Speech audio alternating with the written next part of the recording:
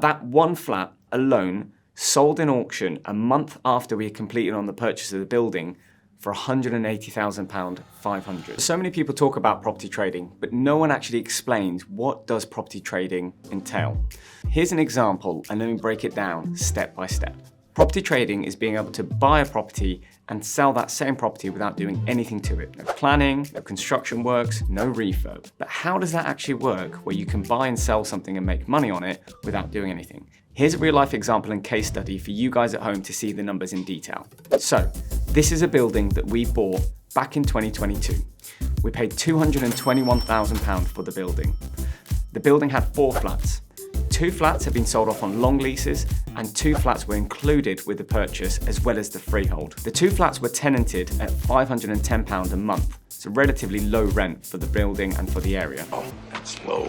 The building was down in St Leonards-on-Sea in Sussex, and for anyone that knows the area, really the rent should have been around £800 to £1,000 as a minimum per month. Now, on the day that we completed on that purchase of the building for £221,000, we got handed the keys and the auction house said, just to let you know, unfortunately the tenant has passed away in the ground floor flat. Oh, that's sad. Now that was quite disappointing for the tenant's family and their next of kin. We gave them 3 weeks to clear everything out and we cleared all of the debt that the tenant had from before. So that allowed us to have an empty, vacant property, which we then put into auction. Now that one flat, it was the ground floor flat alone, sold in auction a month after we had completed on the purchase of the building for £180,000, 500, just for the one flat. That's amazing. Once we had sold the ground floor flat, we then went through vacating the lower ground floor flat, and once that was vacant, 9 months after the purchase of the original building, we then put that property into auction, and that achieved £156,000 for that flat alone. Now we were left with the freehold, and for anyone that's looking to sell a freehold where there's long leases that have already been sold off, you would need to service something called a Section 5B if you're going to be selling it into auction, which is what we did.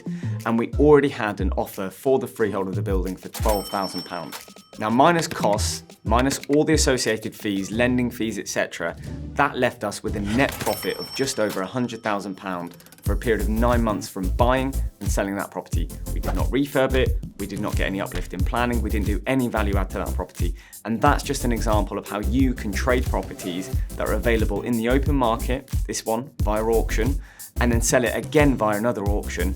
In a way, this is also combining strategies such as auction arbitrage as well as property trading, because we were buying from one auction, splitting it up, making it more affordable for people, and then selling it off in different auctions. Great advice.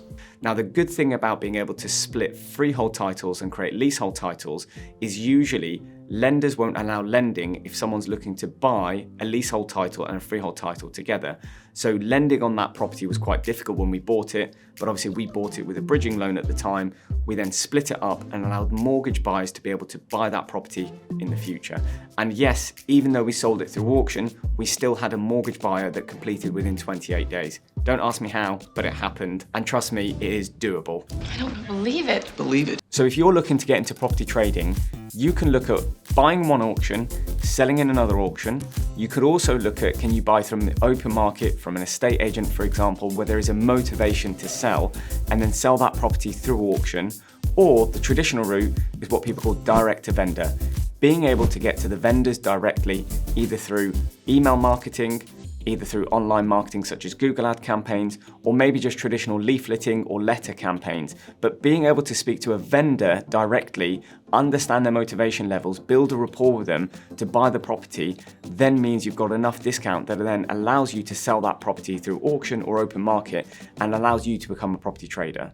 So being able to buy and sell from auction, from open market or direct to vendor into auction or open market is how you can become a property trader. So if you're looking to become a property trader, please like, subscribe, comment and share this video with other people, because I'll be creating more content like this aimed at property trading.